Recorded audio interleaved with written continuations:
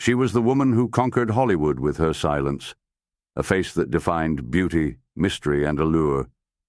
Greta Garbo was unlike anyone else. She rose from poverty in Sweden to become one of the most magnetic and elusive stars the world had ever seen. And then, at the height of her fame, she walked away. This is the untold story of the woman who vanished from the spotlight, but never from legend. You're not good. You like me just a little bit. Your general appearance is not distasteful. Thank you. The whites of your eyes are clear.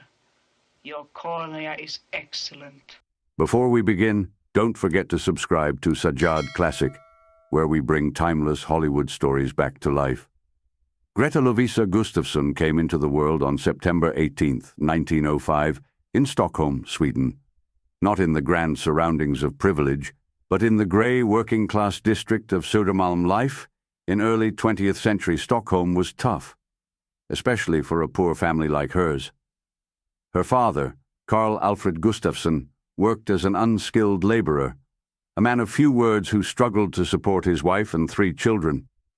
Her mother, Anna Lovisa, washed clothes and took in extra work just to keep food on the table. The Gustafssons lived in a cramped apartment with no real comfort. Winters were cold and money was scarce. Greta often said later that she never played with other children, preferring to sit quietly by herself, imagining grand worlds beyond the cobblestone streets of her neighborhood.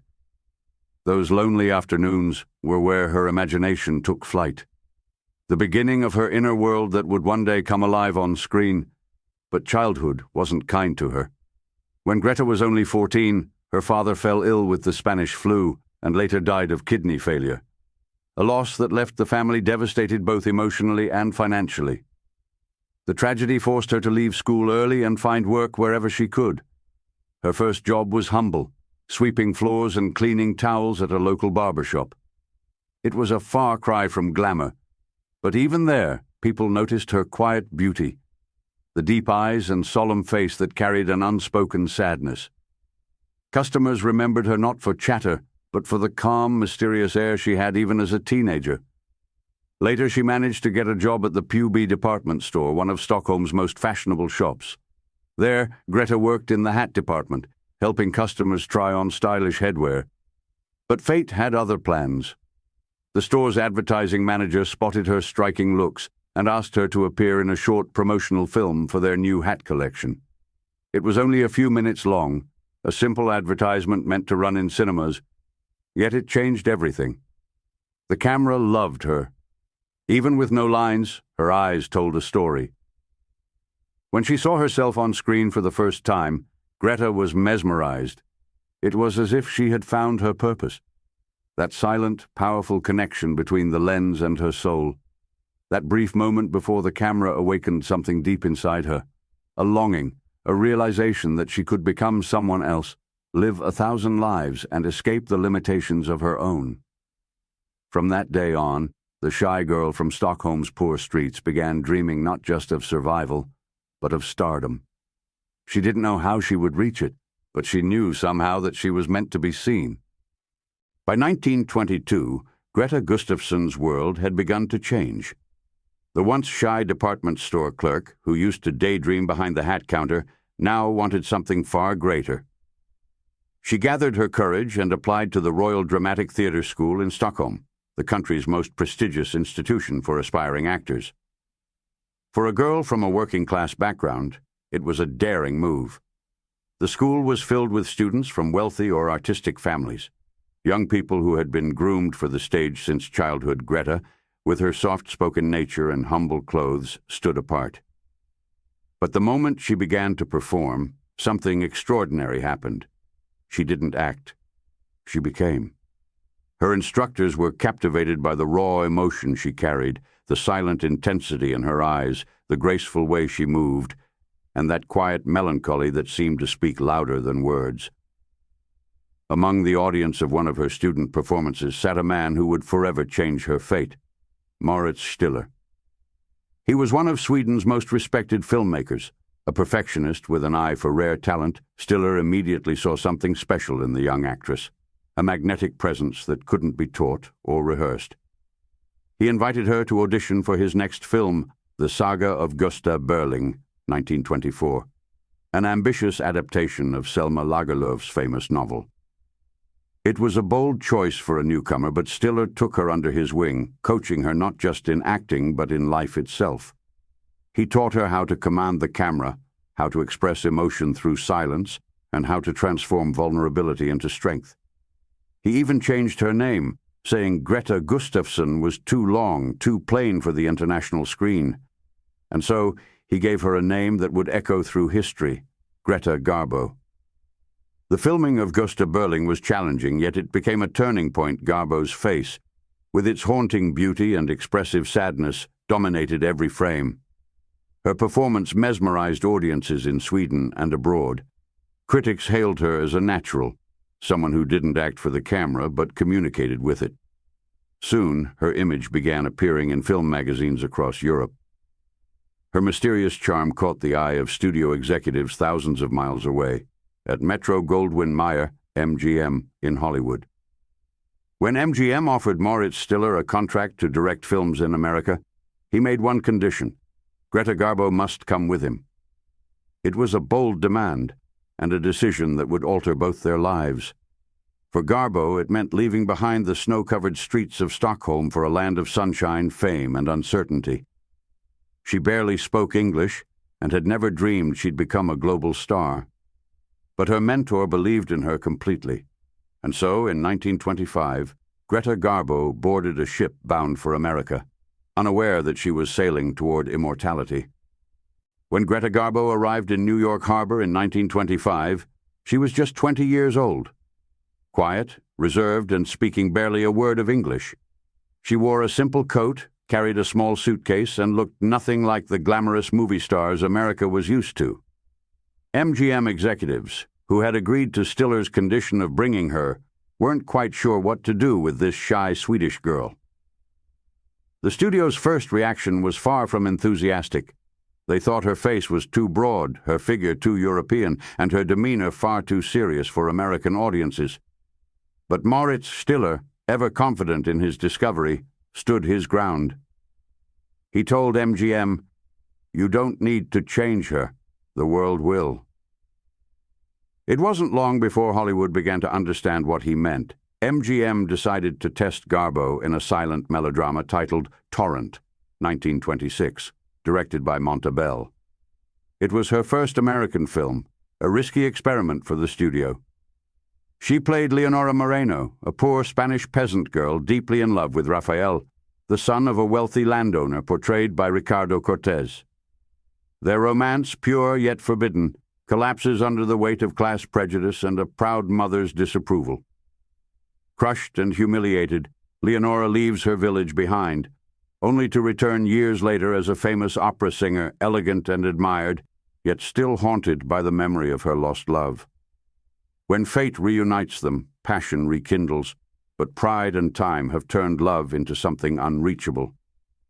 The torrent in the story reflects not just the river that divides them, but the flood of emotion, love, pain, and regret that ultimately sweeps through their lives. What made Garbo's performance unforgettable wasn't the story itself, but how she told it. She didn't exaggerate or perform theatrically like most silent film stars of her time. Instead, she used her eyes, deep, searching, filled with emotion. Her quiet expressions conveyed what dialogue never could: the pain of rejection, the pride of transformation, and the vulnerability of a woman torn between love and dignity. When Torrent premiered, audiences were stunned. Without uttering a single word, this mysterious newcomer conveyed love, heartbreak, and desire in a way no one had seen before. Critics wrote that she acted with her eyes, not her lips. The film became a success, and just like that, Greta Garbo was born. Critics instantly recognized that something new had arrived in Hollywood. Photoplay magazine praised her as a revelation, a woman whose face holds 1,000 stories. Director Montabell later said, "She didn't need to act, the camera simply worshipped her." This film marked the beginning of the Garbo legend. The story of a woman who could express oceans of feeling in total silence, It was her transformation from Greta Gustafsson, the unknown girl from Stockholm, into Greta Garbo, the woman Hollywood and the world could not look away from. The Temptress, 1926.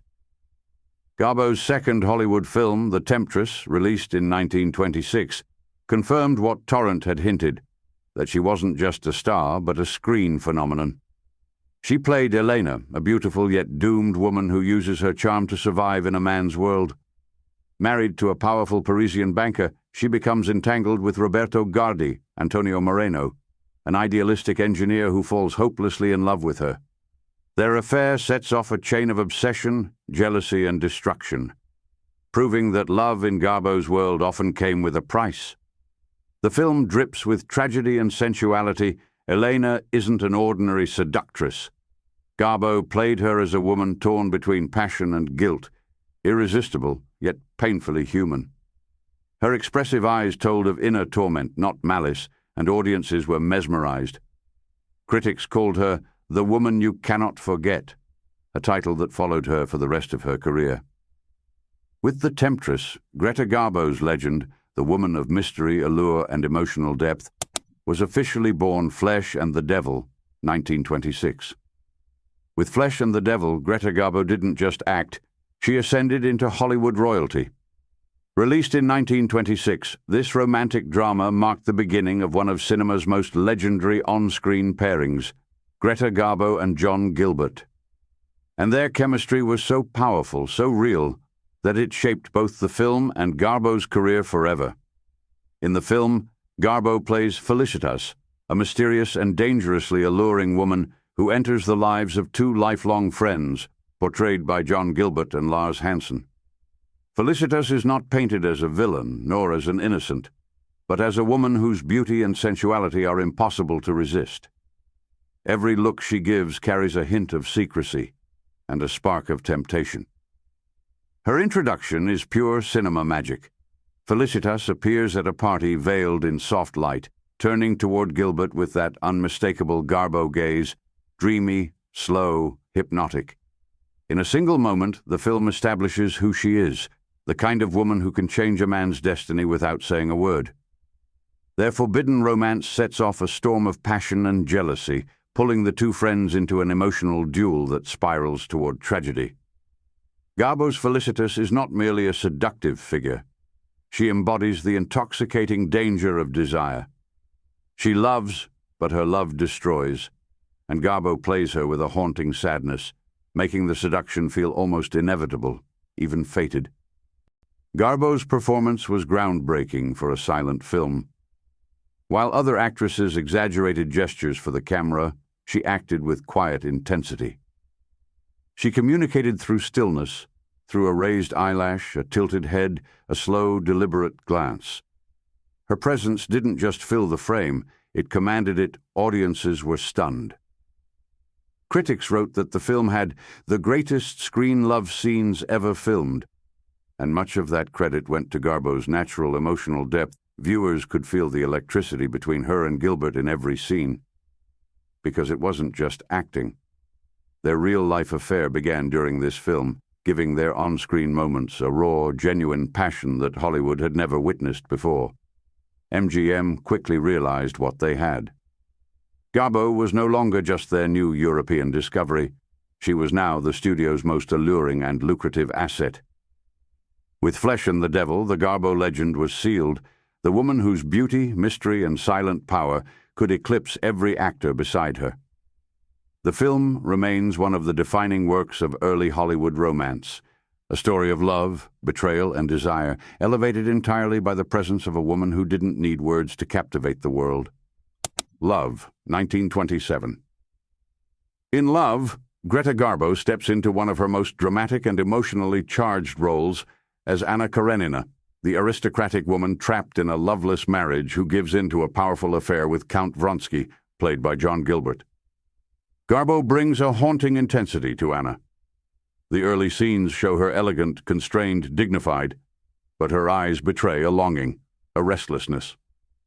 When she meets Vronsky, Garbo shifts subtly, the tilt of her head, the catch in her breath, the unguarded glance. and the audience senses the world changing for her. Her scenes with her young son Sergei are especially moving. She conveys love, guilt, desperation, and sorrow without melodrama, allowing the camera to capture nuance rather than spectacle. Throughout the film, Garbo manages to make Anna both regal and heartbreakingly human. She never simply falls. She chooses, suffers, and finally becomes a figure of tragedy, but always visually composed, always compelling. Critics at the time recognized how Garbo elevated the material. A review noted, "It isn't Tolstoy, but it is John Gilbert and Greta Garbo, beautifully presented and magnificently acted." Another from Variety declared that Garbo and Gilbert are in a fair way of becoming the biggest box office team this country has yet known. While purists of the novel criticized the departure from the original's ending and themes, reviews still praised the film's production values and Garbo's magnetic presence. The film is essentially a silent adaptation of Anna Karenina by Leo Tolstoy, but the title was changed to Love for marketing reasons, playing up the Garbo-Gilbert romance. Financially, Love was a major success for Metro-Goldwyn-Mayer. With a budget of about $488,000, it earned roughly $1,677,000 worldwide in rentals. The Mysterious Lady, 1928. In The Mysterious Lady, Greta Garbo takes on the character of Tanya Fedorova, a beautiful, enigmatic spy caught between duty and desire. The film is set in the years before and during the First World War. Tanya seduces an Austrian officer, Captain Karl von Raden, portrayed by Konrad Nagel, using her covert skills to obtain secret documents. Yet she's haunted by the man she grows to love. Garbo's performance is striking for several reasons. She embodied Tanya's duality, the polished, seductive spy who charms the men around her, and the vulnerable woman beneath the mask who wrestles with loyalty and longing. Without relying on overt gestures, Garbo's gaze tells the story. The flicker of regret, the moment of decision, the cool detachment that melts into warmth. Her controlled body language gives the role an undercurrent of tension and mystery. The production made use of advanced cinematography for the era, notably the use of panchromatic film by cinematographer William H. Daniels, which better captured skin tones and eyes. One commentary notes, "The improved rendering of Garbo's skin, lips, and eyes was more than helpful. It was stunning." This technical enhancement magnified Garbo's presence on screen, making her look more alive, more expressive, especially important in a silent film reliant on subtlety. At the time of release, The Mysterious Lady was viewed as a glamorous melodrama of espionage and romance, not necessarily groundbreaking in story, but elevated by Garbo's star power. One contemporary review from Motion Picture Classic magazine stated, "The picture is nothing to rave about, but the Scandinavian lady rises far above it in her role as an icy spy of the late war." The film is loosely based on the novel Der Krieg im Dunkel, War in the Dark, by Ludwig Wolff, 1915. According to film historians, The Mysterious Lady was the first Garbo film in which her collaboration with famed costume designer Adrian Adolf Greenberg, known simply as Adrian, takes prominent effect. The costumes in the film helped craft her image of elegance and mystery. The Kiss, 1929. The Kiss, 1929, holds a special place in Garbo's career. It was the last silent film MGM ever produced, and the last silent performance Garbo ever gave. And fittingly, she delivered one of her most elegant, emotionally layered roles. Greta Garbo plays Irene Guary, a sophisticated and unhappily married woman trapped in a cold, loveless marriage to a wealthy businessman. Their relationship is brittle and distant, with Irene surviving more out of duty than affection. When she befriends a young student, Pierre, played by Lou Ayres, she becomes the center of a tragic misunderstanding. An innocent farewell kiss is witnessed by Irene's jealous husband, and a violent confrontation follows, ultimately leading to a courtroom drama that tests her dignity and emotional strength. Garbo's performance is a masterclass in silent expression. She conveys loneliness with the smallest flicker of her eyes. Her elegance hides a deep emotional exhaustion. Her scenes with Pierre have warmth and maternal affection, not scandal. In the courtroom, she radiates quiet strength, poised, wounded, but unbroken. This role showcased everything that made Garbo a legend: minimalism, mystery, and magnetic emotional power. She didn't need dialogue. Her face was the dialogue. Critics responded enthusiastically to the kiss, praising Garbo as the reason the film transcended its melodramatic plot. Variety noted that Garbo was the film's entire force, writing that she lends dignity to an improbable story. Motion Picture Magazine praised her subtlety, saying her performance rises above the material with that Garbo magic. Modern critics appreciate the film as a beautiful farewell to the silent era, with Garbo delivering one of her most nuanced facial performances. In many ways, the kiss proved what everyone already knew: no actress ruled the silent screen like Greta Garbo. It was not only Garbo's final silent performance, but also MGM's last silent film, marking the graceful end of an era she had dominated like no one else. The film stirred mild controversy as well. Some of its scenes, especially the fateful kiss that drives the story, were considered too intimate for late 1920s standards, drawing complaints in a few conservative cities. Yet controversy didn't hurt it. Despite talkies taking over Hollywood, the kiss performed impressively at the box office, proving that audiences were still eager to see anything featuring Garbo's mesmerizing face. Anna Christie, 1930. After ruling the silent era with unmatched mystery, Greta Garbo stepped into the sound era with Anna Christie, 1930, one of the most historic transitions in Hollywood. MGM famously marketed the film with a single electrifying line, "Garbo talks," and when she finally did, audiences couldn't get enough. Garbo plays Anna Christie, a woman returning to reconcile with her estranged father after years of hardship, secrets, and trauma. She arrives in New York exhausted, guarded, and determined to start over, but her past casts a long shadow. Garbo's entrance is legendary. She walks into a smoky bar, sits down, and utters her first ever spoken line on film. "Give me a whiskey, ginger ale on the side, and don't be stingy, baby." Her deep voice, tinged with her natural Swedish accent, stunned audiences. Instead of harming her career, the accent added authenticity. Anna Christie was a weathered, world-weary woman, and Garbo embodied that perfectly. Her performance is restrained yet emotionally powerful. She plays Anna not as a victim, but as a survivor, someone toughened by life but still capable of tender vulnerability. Her scenes with Charles Bickford, who plays Matt, show this duality beautifully. She longs for love, but fears it. She hopes for redemption, but doubts she deserves it. It's one of Garbo's most mature and grounded performances, raw, honest, and unforgettable. The film was a triumph, and critics made that clear.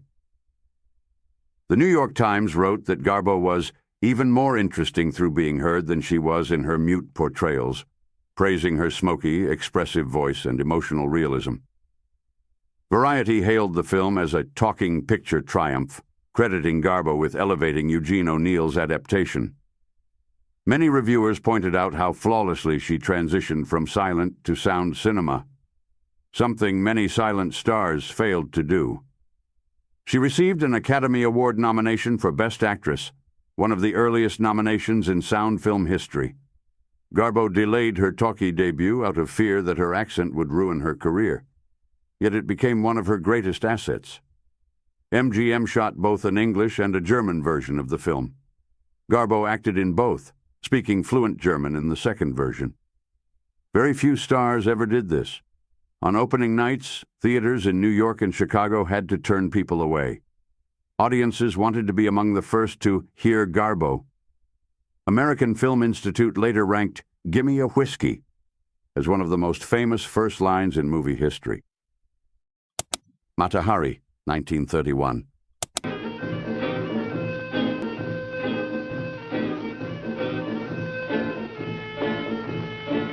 Siva, I dance for you tonight as the Bayaders dance in the sacred temples of Java. With Mata Hari, 1931, Greta Garbo stepped into one of the most iconic roles of her career. She became the embodiment of mystery, seduction, and danger, a woman whose beauty was powerful enough to change the course of war. It wasn't just another Garbo film. It was the moment she became Hollywood's definitive femme fatale.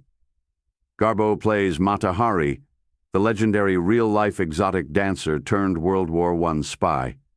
In the film, she is a mesmerizing performer wrapped in veils and jewels, a woman who uses her allure to extract military secrets from powerful men. But Garbo didn't play her simply as a seductive agent. She gave Mata Hari emotional depth. Behind the controlled elegance and dangerous charm, there was a woman longing for love and redemption.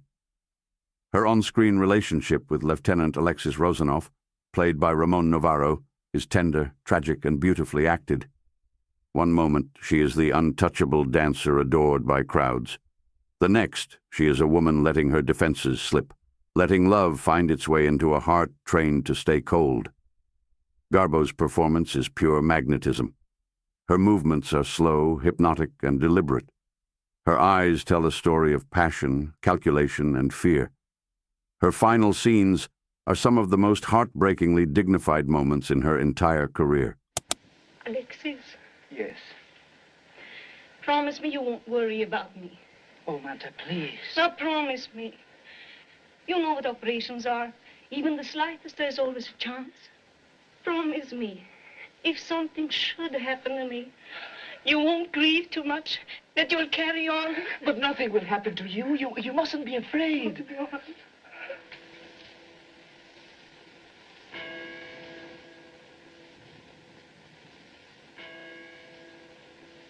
Is it time? Doctor and the nurses, they've come to take me. She transformed Mata Hari from a historical villain into a tragic figure, a woman destroyed by the very world she once controlled. Contemporary critics were captivated by Garbo's allure. The New York Times praised her as the ideal Mata Hari, mysterious, fascinating, and dangerous, noting that her performance carried more emotional weight than the screenplay itself. Variety declared the film a Garbo triumph, highlighting how her presence elevated a romance-driven spy drama into a full cinematic event. Critics agreed that even when the plot took liberties with history, Garbo's hypnotic performance made the film unforgettable. Modern scholars still use Mata Hari as a textbook example of Garbo's star persona, a blend of beauty, sadness, and impenetrable mystique. The film became a massive box office success, further solidifying Garbo as the studio's most marketable star. The stunning headpiece and jeweled brassiere worn by Garbo became one of the most famous costumes in Hollywood history. Designed by the legendary Adrian, it remains a symbol of 1930s glamour. Garbo's portrayal made Mata Hari a mythic screen archetype. Decades later, actresses playing mysterious spies or seductive agents were still compared to Garbo. The real Mata Hari was executed as a spy in 1917, but the film added heavy romance and glamour, something critics noted but audiences adored. Grand Hotel, 1932. I always said I'd leave off when the time came. I know who'd trouble about a Grusinskaya, who dances no more. What would she do? Grow orchids? Keep white peacocks? Die? That's what it comes to at last. Die. I'm not going to wait. I am not going to wait. Grand Hotel, 1932, is more than just a film. It is a cinematic landmark. The first movie with an all-star cast, the first ensemble drama of its kind, and the film that immortalized one of the most quoted lines in Hollywood history. And at the center of it all stood Greta Garbo, luminous and tragic as the heartbroken Russian ballerina Grusinskaya. Garbo plays Grusinskaya, a world-famous dancer staying at Berlin's luxurious Grand Hotel. She is exhausted by fame, suffocated by loneliness, and haunted by fear that her best years are behind her. Her performance is deeply emotional, fragile yet dignified. In her hotel room, she paces like a trapped bird. Her eyes overflow with despair and desperation. She speaks of quitting dance, quitting life, until love unexpectedly rescues her. Enter John Barrymore as Baron von Geigen, a charming thief with a gentle soul. Their scenes together are tender, intimate, and beautifully tragic. Garbo's transformation, from isolated, trembling sadness to brief, radiant joy, is one of the film's greatest strengths. It is in this role that she delivered her most famous line, "I want to be alone." The line reflected her character's suffering, but it also became symbolic of Garbo herself, the woman who guarded her privacy more fiercely than any star in Hollywood. Her portrayal of Grusinskaya remains one of her finest, layered, melancholy, and astonishingly vulnerable. Critics praised Garbo's emotional power and the film's bold, star-studded structure. The New York Times hailed her performance as a brilliant study of a woman tormented by loneliness, noting that she dominated every scene she appeared in. Variety praised her chemistry with John Barrymore, calling their scenes the most human moments in the picture. The film won the Academy Award for Best Picture, the only film ever to win the top Oscar without receiving a single nomination in any other category. Critics have long agreed, without Garbo's tragic luminosity, Grand Hotel would not have become the classic it is. The line that became larger than the film, "I want to be alone," became synonymous with Garbo's public persona, even though she later clarified, "I meant I want to be let alone." Hollywood's first all-star experiment, the film featured Garbo, Joan Crawford, John Barrymore, Lionel Barrymore, and Wallace Beery, an unprecedented casting powerhouse. Garbo and Crawford never shared a scene. MGM deliberately kept their characters separate to avoid overshadowing either star and to prevent on-set tension. The film's success proved that audiences loved star ensembles, something Hollywood still uses today. Barrymore fell in love with Garbo, briefly. Though nothing developed, he was completely mesmerized by her presence on set, like so many before him. Queen Christina, 1933. Spoils, glory, flags and trumpets. Behind these high-sounding words, death and destruction, triumphals of crippled men, Sweden victorious in a ravaged Europe, an island in a dead sea. I tell you, I want no more of it. I want for my people security and happiness. I want to cultivate the arts of peace, the arts of life. I want peace, and peace I will have. If there is one film that captures the full brilliance of Greta Garbo, her mystery, intelligence, sensuality, and emotional depth, it is Queen Christina. Released in 1933, it became one of the most celebrated roles of her career and remains a cornerstone of classic Hollywood cinema. This is Garbo at her grandest, a woman playing a queen and a queen playing a woman. Garbo plays Queen Christina of Sweden, a real historical monarch known for her independence, sharp intellect, and unconventional lifestyle. In the film, Christina is torn between the demands of her throne and her desire for personal happiness. Garbo brings extraordinary nuance to this role. As the monarch, she is poised, commanding, almost regal by nature. As a woman in love with the Spanish diplomat Antonio, played by John Gilbert, she becomes warm, tender, and beautifully vulnerable. Their romance is one of cinema's most unforgettable, not just because of their real-life past, but because Garbo plays Christina as a woman finally allowed to breathe. The famous inn scene, where she memorizes every corner of the room by gently brushing her hand across the furniture, is pure Garbo, subtle, poetic, and emotionally loaded. Without a word, she shows a woman trying to preserve a memory she knows will never return. She transformed Christina into a figure of romance, intellect, and tragic dignity.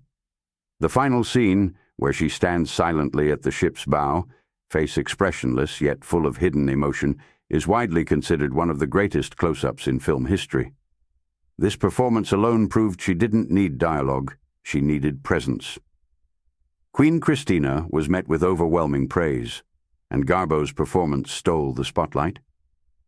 The New York Times called her portrayal majestic, compelling, and filled with quiet fire, noting that no actress alive could have played Christina with such intelligence and emotion. Variety praised her for giving the most dignified and haunting performance of her career, highlighting her ability to blend authority with vulnerability. Critics admired the return of Garbo and Gilbert on screen, noting their chemistry still felt powerful and timeless. Even today, film historians list Queen Christina among the finest performances of the 1930s, and many consider it Garbo's most complete and mature role. She selected Queen Christina as her comeback after talkies, proving how deeply she connected with the story of a powerful, independent woman. Garbo insisted that her old love, John Gilbert, play Antonio. MGM hesitated, but she stood firm, a gesture of great loyalty. Director Ruben Mamoulian instructed Garbo to think of nothing during the final close-up. What resulted is one of cinema's most enigmatic expressions ever captured. European audiences, especially in Scandinavia, embraced the film passionately, seeing it as a tribute to their historical queen. Later in life, Garbo admitted that Queen Christina was one of the films she felt most proud of. The Painted Veil, 1934. All right, then. I fell in love. Blindly, madly. I reached for the happiness I could get, and like a fool I stole it, trying not to hurt anyone. But what do you know about that? Nothing. There is nothing cheap about it, and I have no apology. I don't love you. I never did. After the majestic triumph of Queen Christina, Greta Garbo stepped into a very different world with The Painted Veil, a haunting romantic drama based on W. Somerset Maugham's novel. Set against the backdrop of Vienna's high society and the plague-infested landscapes of rural China, the film gave Garbo another deeply emotional role to explore. Here she plays a woman torn between desire and duty, but also one searching for forgiveness, purpose, and inner peace. Garbo plays Karen Borg, a young Viennese woman bored with her predictable life. Longing for passion and excitement, she marries a quiet but dedicated scientist, Dr. Walter Fane, played by Herbert Marshall, who soon takes her to China for his medical work. There, Karen feels lonely and restless.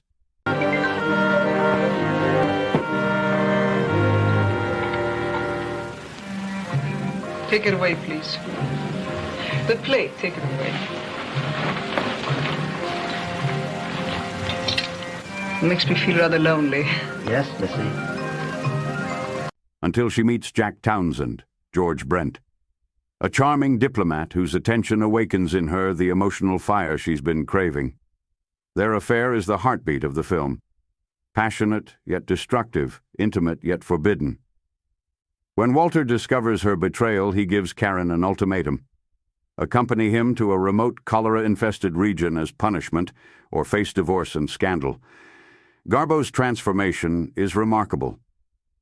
In Vienna, she is stylish, restless, entangled in flirtation. In rural China, she is humbled, frightened, but eventually reborn. Through quiet reflections and soulful expressions, Garbo conveys Karen's growth from a self-centered woman into someone capable of sacrifice and genuine love. Her final scenes, filled with remorse, tenderness, and emotional surrender, are some of the most moving of her mid-1930s career. This role allowed Garbo to show not just her glamour, but her depth, her ability to play flawed, fragile human characters with unforgettable honesty. The Painted Veil earned strong praise, especially for Garbo's nuanced work. The New York Times praised her fine and intelligent performance, noting how beautifully she captured Karen's inner conflict and change of heart. Variety highlighted her emotional expressiveness, remarking that Garbo carries the otherwise uneven story on her shoulders with ease. Critics admired her chemistry with Herbert Marshall, saying it brought a mature emotional tone to the film. Modern critics regard the film as an underrated gem in her filmography, a story where Garbo's quiet power outshines everything else. After Queen Christina, she sought a more emotional, grounded role, and The Painted Veil offered just that. Designed by Adrian, Garbo's wardrobe, especially her veiled gowns and Shanghai-inspired looks, became highly influential in the 1930s fashion. The film performed strongly and further strengthened Garbo's image as the queen of tragic romance. Anna Karenina, 1935. I remember one swims in a mysterious blue haze, like the mist on the mountains in Switzerland. That mist covers everything, and out of it may rise at any moment the shape of the beloved one. Only half imagine, half dream. If there is one role that perfectly mirrors Greta Garbo's screen soul, elegant, emotional, mysterious, and heartbreakingly human, it is Anna Karenina. Released in 1935, this was Garbo's second time playing Tolstoy's doomed heroine. The first was Love in 1927. But this version became the definitive one. In the hands of director Clarence Brown, Garbo transformed Anna into a woman of passion, dignity, and devastating sorrow, delivering one of the greatest performances of her career. Greta Garbo stars as Anna Karenina, a beautiful, respected Russian aristocrat trapped in a cold, loveless marriage to the rigid statesman Alexei Karenin, Basil Rathbone. Her world changes when she meets the young and charming cavalry officer Count Vronsky, played by Frederick March. What begins as an irresistible attraction quickly becomes an all-consuming affair, one that shakes all of Russian society. Garbo's performance is exquisitely layered, dignified and composed as the loyal wife, warm and vulnerable as the lover, and quietly shattered as society condemns her. In the end, her restrained, silent despair becomes more devastating than any dramatic breakdown. Her ability to express internal conflict with the smallest flicker of emotion made this performance unforgettable. Film historians often call it her most complete and emotionally devastating role. Anna Karenina was praised widely upon release, with most critics singling out Garbo as the emotional center of the film. The New York Times hailed it as a triumphant blend of literature and performance, praising Garbo for bringing new depth and soul to Anna. Photoplay magazine called her performance the finest of her career, emphasizing how she balanced elegance with human vulnerability. Modern critics continue to consider this adaptation one of the most successful screen versions of Tolstoy's masterpiece, largely because of Garbo's luminous performance. Her tragic final moment is considered one of the greatest silent acting style scenes in talkies. Almost no dialogue, only Garbo's face expressing agony and surrender. MGM made Anna Karenina partly to replace Love, 1927. Garbo's earlier silent version was seen as beautiful but incomplete. This new version was meant to be her definitive take.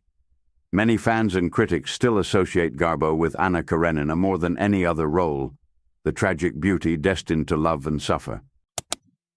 Camille, 1936. So you really like to take care of me? Yes. All day, every day? All day, every day. Why not? Why should you care for a woman like me?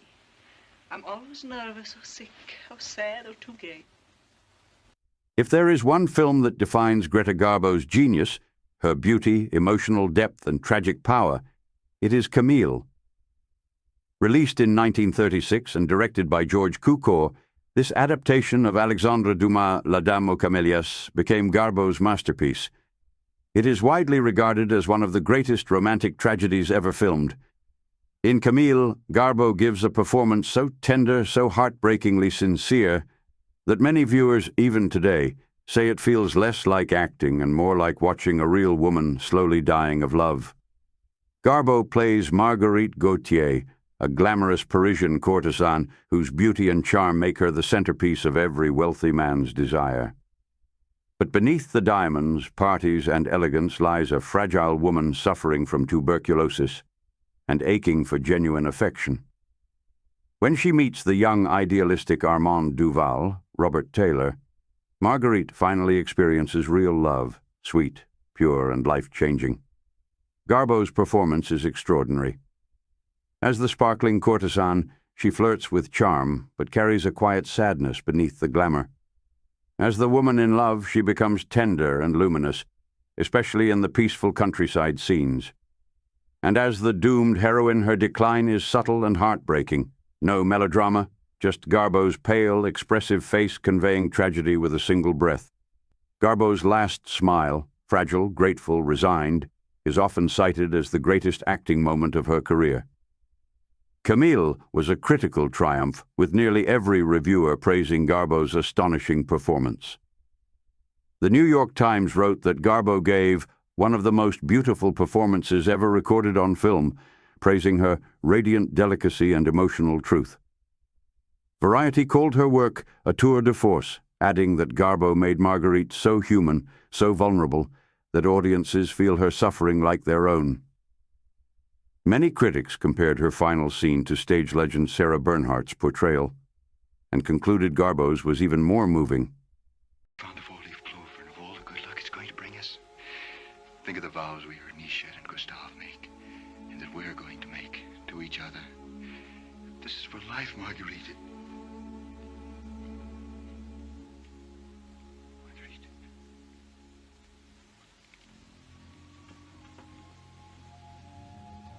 Marguerite. The film earned Garbo an Academy Award nomination for Best Actress, and even today, modern critics continue to rank Camille among the finest performances in cinema history. She later said that Marguerite Gautier was the closest she ever felt to any character she played. Her co-star Robert Taylor reportedly developed real feelings for Garbo during filming, giving their romance on screen an added layer of authenticity. Garbo improvised parts of her final moments, choosing to die with a faint, peaceful smile, a choice that film historians still praise. Camille became one of MGM's top films of 1936 and remains a staple of classic Hollywood romance. Conquest, 1937. Isn't loneliness a small price to pay for power, sire? Am I to understand that the master of Europe, who can command 1,000,000 men to die for him, cannot command one of them to be his friend? Why don't you issue an order, sire, abolishing your loneliness? I appeal to your generosity, Marie. I will be as generous to you as you've been to me. You say you're lonely. Where would you receive a friend? In your heart, that's too full of yourself. In your mind, it's too full of the world. And your desires are unworthy of friendship. You will always be lonely, sire. But you'll bear it. You're pitiless enough, even to yourself. Cast Garbo as Countess Marie Walewska, a Polish noblewoman drawn into a politically motivated affair with Napoleon. What begins as duty slowly becomes a deep, conflicted love, and Garbo plays Marie with quiet dignity, emotional restraint, and heartbreaking sincerity. Her tender chemistry with Charles Boyer is subtle yet powerful. How old are you, madam? If that is a command, sire, it is one that women have a right to disobey. And even in this lavish historical drama, Garbo remains the emotional center. Critics gave the film mixed reviews, but praised Garbo's grace, intelligence, and moving portrayal of a woman torn between love and country. Boyer received an Oscar nomination, and many felt the two performances elevated an otherwise uneven film. Behind the scenes, Conquest was one of MGM's most expensive productions. Its financial failure strained Garbo's relationship with the studio, though Adrian's extravagant costumes and Garbo's serene, tragic presence remain standout elements of the film. Ninochka, 1939. No one can be so happy without being punished. I will be punished, and I should be punished. Leon, I want to confess. I know. It's the Russian soul. Well, everyone wants to confess, and if they don't confess, they make them confess. I am a traitor. When I kissed you, I betrayed a Russian ideal. I should be stood up against the wall. After more than a decade of tragic heroines, tear-stained romances, and unforgettable melodramas, Greta Garbo did something no one expected. She laughed, and with Ninochka, released in 1939 and directed by Ernst Lubitsch, Garbo created one of the most surprising and brilliant performances of her career. This was not the cold, mysterious Garbo audiences knew. This was Garbo, warm, witty, deadpan, and irresistibly funny. Garbo plays Nina Ivanovna Ninochka Yakushova, a stern Soviet envoy sent to Paris to straighten out 3 bumbling Russian agents. She arrives in Paris with absolute seriousness. No smiles, no warmth, no nonsense, and certainly no indulgence in capitalist frivolities. Her life is ruled by logic, discipline, and communist ideals. But when she meets Count Léon d'Algout, Melvyn Douglas, a charming and carefree Parisian playboy, her icy facade begins to thaw, slowly, hilariously, beautifully. Ninotchka showcases a different Garbo. Her comedic timing is razor-sharp. Her deadpan delivery is perfection. Her subtle reactions, especially when she tries her first champagne or sees an extravagant Parisian hat, are wonderfully human and natural. The transformation from rigid Soviet official to a woman discovering joy, love, and laughter is one of the most delightful arcs of her entire career. When she finally laughs, truly laughs, the moment feels historic. Garbo laughs. MGM used this as the film's tagline, and audiences rushed to see it happen. Garbo proved she wasn't just a dramatic icon, she was a complete actress, capable of charm, humor, romance, and warmth. Critics adored the film and were stunned by Garbo's comedic brilliance. The New York Times praised her performance as graceful, controlled, and unexpectedly delightful, noting that she conquered comedy as effortlessly as drama. Time magazine declared that Garbo's laugh alone was worth the price of admission. Film historians still consider Ninotchka one of her finest talkies, witty, modern, and endlessly charming. The film was nominated for 4 Academy Awards, including Best Picture. The screenplay was co-written by Billy Wilder, Charles Brackett, and Walter Reich, some of Hollywood's greatest comedy writers. Their sharp dialogue and political satire allowed Garbo to shine. Garbo's horrified reaction to the Parisian upside-down lampshade hat became one of her most famous comedic moments. After the financial disappointment of Conquest, Ninotchka revived Garbo's career and proved she still had enormous box office power. Garbo rarely laughed in her private life, making her comedic scenes all the more surprising and charming to audiences. Two-Faced Woman, 1941.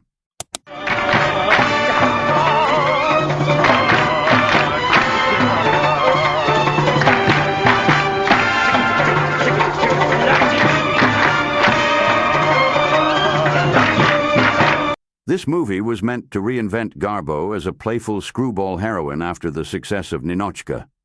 She played Karin Borg, a gentle ski instructor who pretends to be her own glamorous twin sister to win back her wandering husband, giving Garbo the chance to switch between sweet innocence and bold flirtation. Garbo handled the role with charm, light comedy, and surprising energy, but the film itself struggled with tone. Critics were divided, and the Roman Catholic Legion of Decency condemned it for being too risque, forcing MGM to re-edit scenes. Garbo refused to participate in reshoots, and despite her luminous performance, the film became a box office disappointment. It ultimately became Garbo's final appearance on screen. She quietly left Hollywood in 1941, intending to return after the war, but the right script never came. As a result, Two-Faced Woman stands as her last bittersweet farewell, a playful final line from a woman best remembered for haunting tragedy. After Two-Faced Woman, 1941, Greta Garbo did the most Garbo-like thing imaginable. She stepped out of Hollywood as quietly as she had once captivated it. No goodbyes, no last interviews, no public farewell. She didn't even explain her decision. She simply vanished from the screen, leaving behind millions who longed for her return. She was only 36 when she walked away. In her mind, it was temporary, just a break until better scripts surfaced after the war. But the scripts never came, and Garbo, stubborn and self-contained, refused to chase the industry that had once begged for her presence. She moved to New York City and began living the kind of anonymous life most stars would never dare imagine. Wrapped in trench coats and oversized sunglasses, she walked the streets like a ghost moving through her own legend. She shopped alone, traveled alone, wandered museums and parks alone, and she guarded her privacy as fiercely as she once commanded the silver screen. Hollywood kept calling her back, Producers waved enormous offers. Directors begged her to return. But the world had changed, and so had she. Silence was her comfort now, solitude her sanctuary. She embraced it completely. While her public life ended, her private life became one of the most whispered about mysteries in Hollywood. Garbo never married, and her romantic silence fed endless gossip. The great love of her life, many believe, was John Gilbert, the man whose heart she both won and broke. Their relationship began like wildfire on the set of Flesh and the Devil. They lived together, he proposed. The wedding was planned. But Garbo never arrived at the altar. Some said she panicked. Some believed MGM ordered her to avoid marriage. Others claimed she never trusted love. Yet despite everything, she stayed loyal to Gilbert until his tragic death, later insisting that he be cast opposite her in Queen Christina, perhaps her final quiet tribute to him. Her friendships with women created even more speculation. Her bond with writer Mercedes de Acosta was intense and emotionally charged. Her letters to her, released decades later, revealed affection, vulnerability, longing, and a private side of Garbo that shocked biographers. Rumors swirled around her deep connections with Salka Viertel, the screenwriter who often protected and guided her, and Merle Oberon, with whom she supposedly shared a romantic understanding. And then there was Marlene Dietrich, the enigmatic German star whose early European encounter with Garbo fueled gossip for years. Garbo never addressed these stories. Her silence allowed the world to imagine anything and everything. In her later years, one constant companion emerged, George Schley, the husband of fashion icon Valentina. Their relationship puzzled everyone. Some whispered he was the great love of Garbo's later life. Others said it was a platonic bond filled with trust, intellect, and companionship. He traveled with her, dined with her, walked with her, offering the kind of company that softened the loneliness she carried like a shadow. Hollywood, meanwhile, continued to gossip. Studios often labeled her difficult, aloof, moody, unwilling to do interviews or attend premieres. But behind the scenes, many directors insisted she was professional, intensely prepared, and emotionally committed. Her so-called difficultness was partly a studio invention, a myth to enhance her mystique and partly punishment for refusing to play the Hollywood publicity game. She had powerful friends, artists, dancers, aristocrats, and equally powerful rumors. Whispers of feuds with Joan Crawford circulated, though most were invented by studios and fan magazines desperate for drama. Tension with Marlene Dietrich added fuel to the fire, and every contract negotiation, every refusal to participate in publicity became tabloid material. What many didn't know was that Garbo was also one of Hollywood's most brilliant businesswomen. She invested in stocks and real estate with remarkable intuition and became quietly wealthy.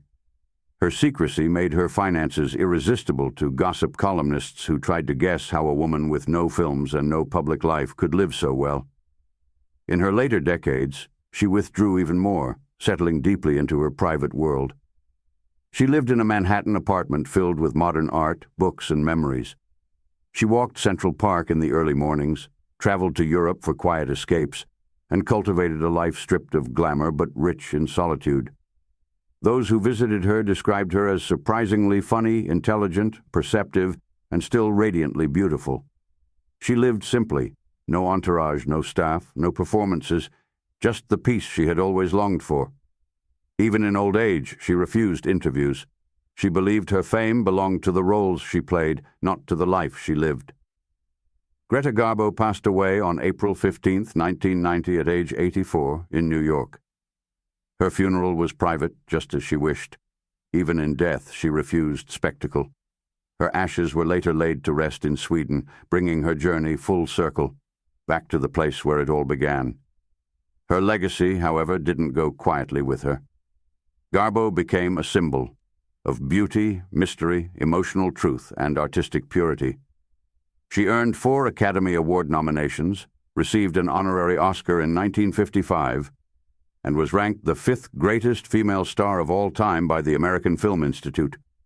Her films continue to be studied and treasured, her acting praised for its subtlety and emotional depth, and her presence regarded as one of cinema's greatest wonders.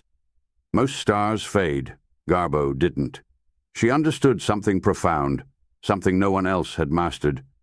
To be unforgettable, you must disappear.